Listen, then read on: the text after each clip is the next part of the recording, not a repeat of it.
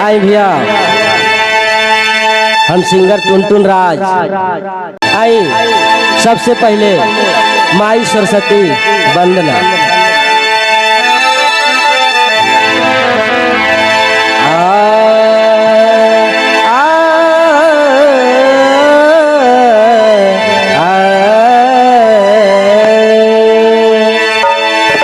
एगो भक्त माई के पुकार करता। भक्त अगर दिल से माई के पुकार देवे माई के आवे के परी, बाकी पुकार कैसन होवे के चाहे दिल से पुकार दी माई के आवे के परी। भक्त पुकारता, देखिए भैया भाव में का कहता। आवे के परी मैया, अरे आवे के परी तोहरा आवे के परी। कहता भक्त आवे के परी मैया, अरे आवे के परी तोहरा आवे के परी। जब आगना में दिया जारी भवानी मैया आवे के परी। जब आगना में दिया जारी भवानी मैया आवे के परी।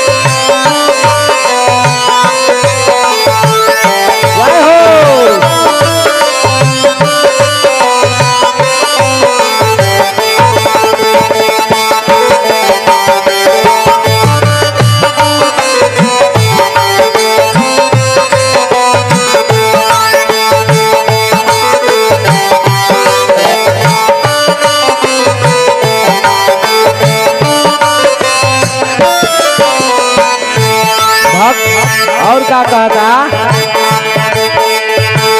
बिचया गनैया मैया धैले बानी कलसा।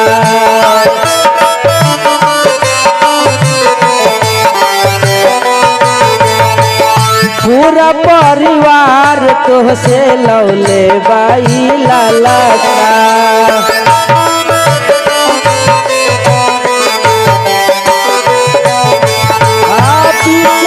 गनैया मैया धैले बानी कलसा।